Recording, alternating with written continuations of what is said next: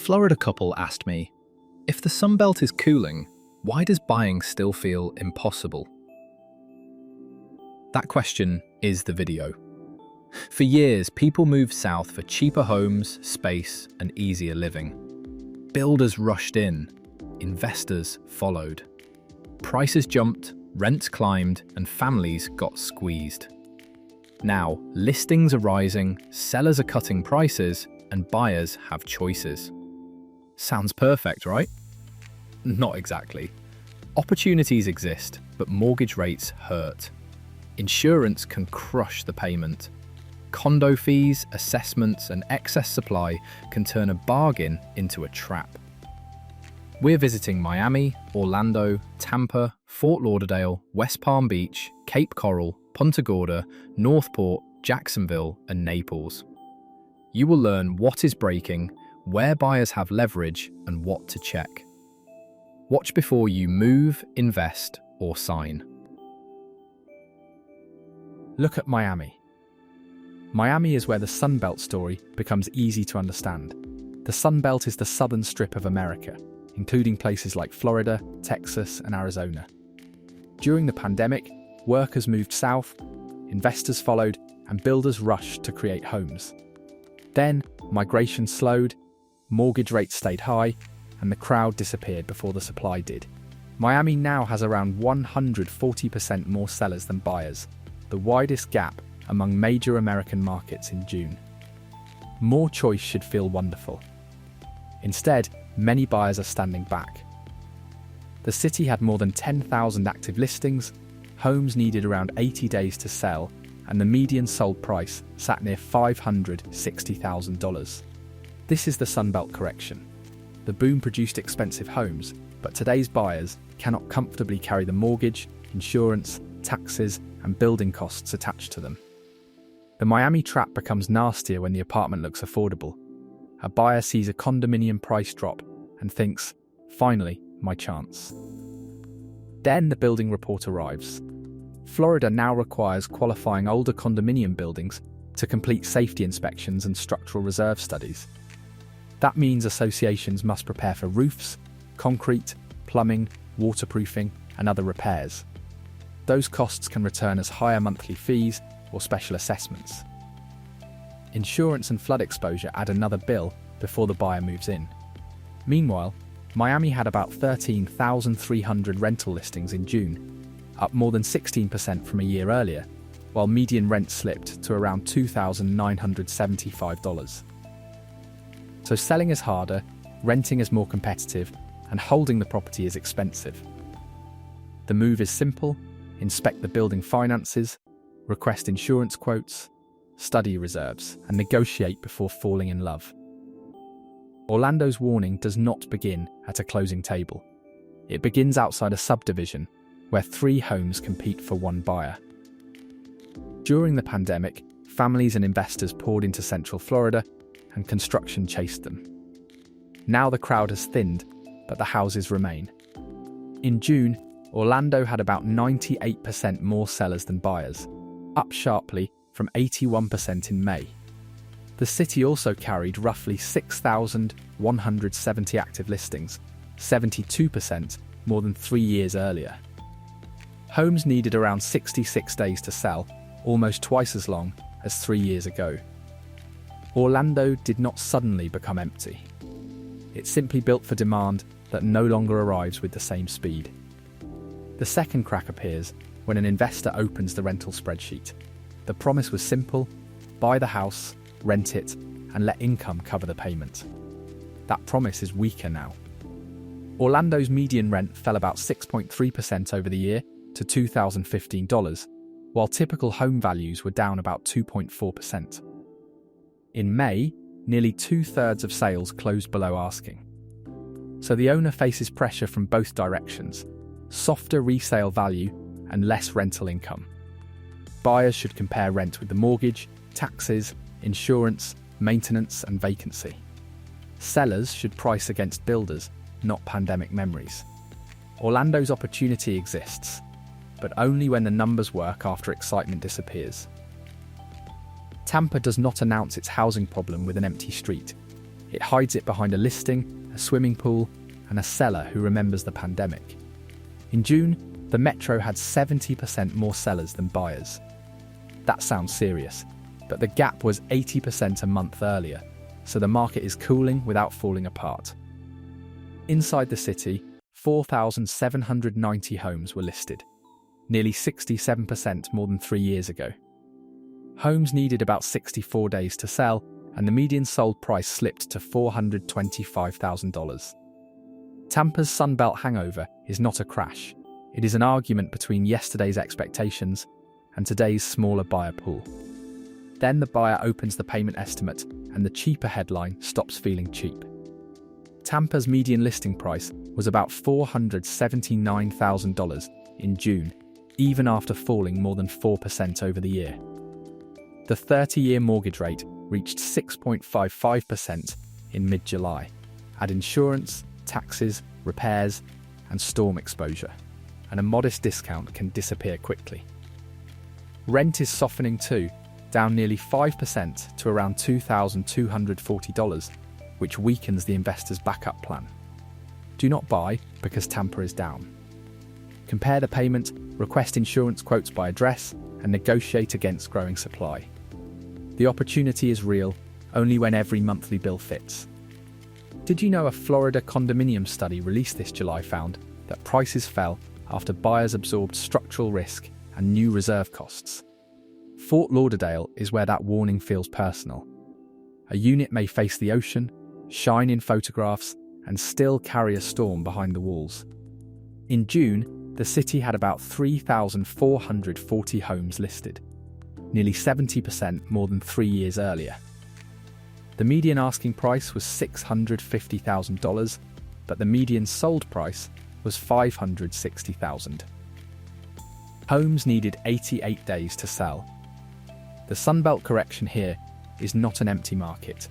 It is buyers discovering that beauty no longer cancels risk. The surprise waits inside the association budget. Older coastal buildings may need milestone inspections, reserve studies, concrete repairs, roofs, waterproofing, and stronger savings for work. Those costs can return as higher monthly dues or a special assessment large enough to frighten buyers away.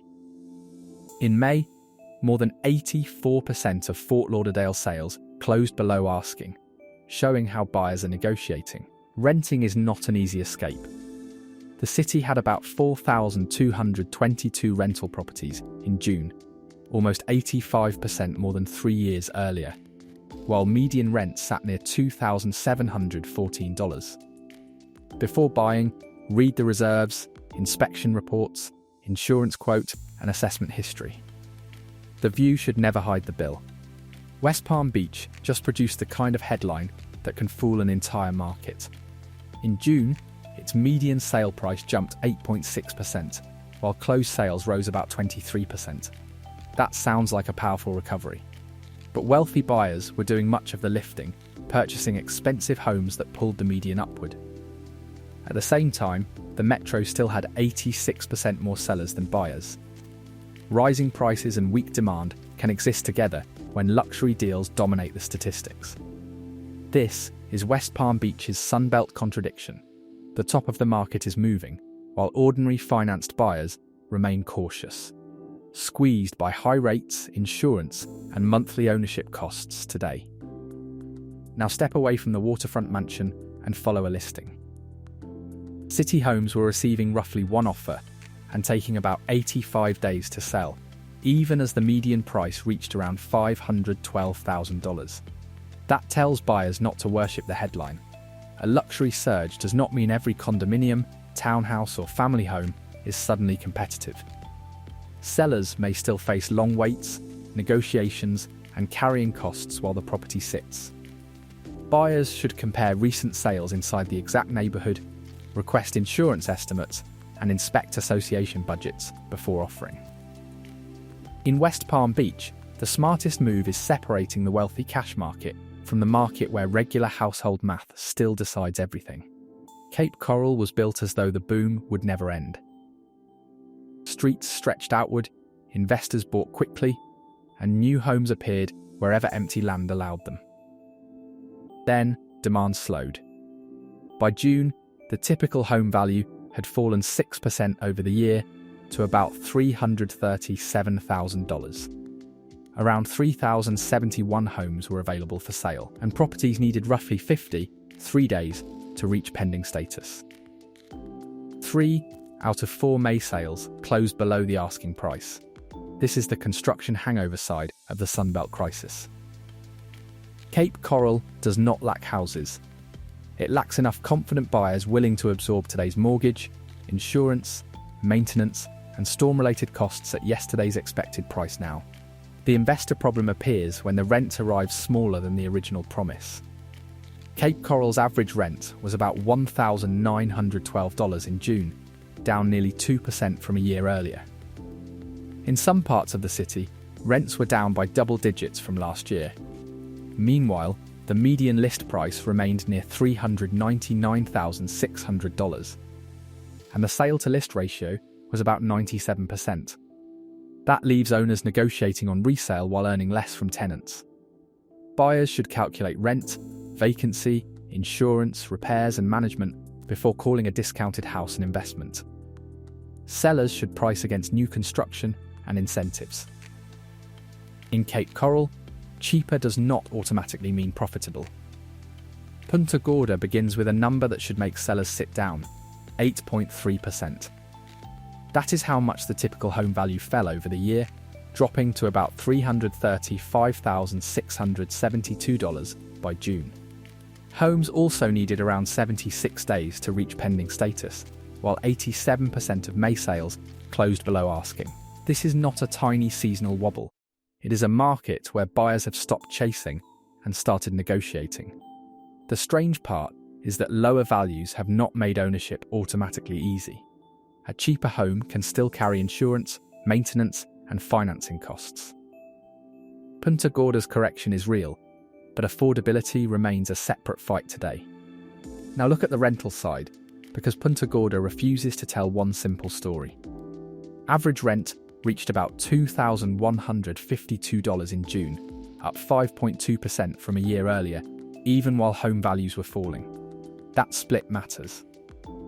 Buyers are hesitant, but renters may still be paying more because they are delaying ownership or need temporary housing. Meanwhile, roughly 1,293 homes remained for sale, giving shoppers room to compare and walk away. Sellers cannot assume rising rent will rescue an overpriced listing. Buyers should study the property's insurance, repair history, flood exposure, and rental income. Falling prices create leverage, not permission to ignore the bill. Northport's strangest warning is that construction kept moving after demand cooled. In May, the wider Northport, Sarasota, and Bradenton area authorized about 1,150 private housing structures. At the same time, Northport's typical home value fell 5.7% over the year to roughly $303,000. The city had 729 homes for sale in June, and nearly 68% of May sales closed below asking. That is the Sunbelt building hangover in plain language. Homes are still entering a market where buyers already have choices.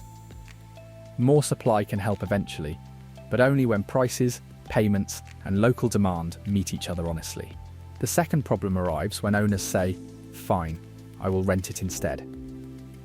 Northport's average rent was about $1,903 in June, down 3% from a year earlier. Home values were falling, rents were falling, and properties still needed around 40 days to reach pending status. That combination weakens both exit doors for pandemic-era buyers who expected appreciation or easy rental income. A discount is not automatically a bargain when income from the property is shrinking too. Buyers should compare the mortgage with realistic rent, vacancy, insurance, taxes, and repairs. Sellers should watch new construction incentives. Northport's lesson is simple. Continued growth does not guarantee continued profit. Jacksonville's strangest signal is not a price drop. It is sellers quietly stepping backward. New listings fell 5.5% in June, while active listings dropped 16.6% from a year earlier. Yet the metro still had about 74% more sellers than buyers. That sounds contradictory, but it makes sense. Some owners are seeing weak demand and deciding not to list, rather than accepting today's price. Fewer signs in front yards can make a soft market look healthier than it is. Jacksonville is not escaping the Sunbelt correction. Part of the correction is being hidden by sellers waiting for better conditions. Buyers should read the balance of demand, not count signs. Underneath that retreat, the numbers still favor negotiation. Jacksonville's typical home value was about $287,871 in June, down 1.8% over the year. More than 5,000 homes remained for sale, and 62% of May transactions closed below asking. But rent moved the other way, reaching about $1,600, up 1% annually. That creates a divided market. Buyers have leverage, while renters have not received the same relief. Investors should not confuse a lower purchase price with guaranteed cash flow. Buyers should compare neighborhoods, insurance, repairs, and rent. Jacksonville's correction is quieter than Miami's, but quiet pressure still changes the deal. In Naples, the open house can look perfect and still feel strangely quiet. Marble floors shine, the pool is ready, and the seller remembers when wealthy buyers arrived without hesitation. That confidence is fading. By June, the typical home value had fallen 4.7% to about $548,900. Nearly 5,922 homes were for sale, and properties needed around 83 days to reach pending status. Even more revealing, 88% of May sales closed below asking. Naples is not becoming cheap, it is becoming negotiable. The Sunbelt problem here is expensive inventory losing speed while sellers remain emotionally attached to boom-era prices right now. The second problem begins after the buyer says, "Maybe I can afford the discount." Naples' median list price was about $649,600 in June, while the latest median sale price was closer to $568,300. That gap shows negotiation beneath the luxury image. Renting does not guarantee an easy rescue either. Average rent was about $2,654, almost unchanged from last year, while ownership still carries insurance, association fees, repairs, and storm exposure. A beautiful property can become an expensive waiting room. Buyers should inspect reserves, compare sales, and calculate every monthly cost. Sellers should price for liquidity, not prestige today.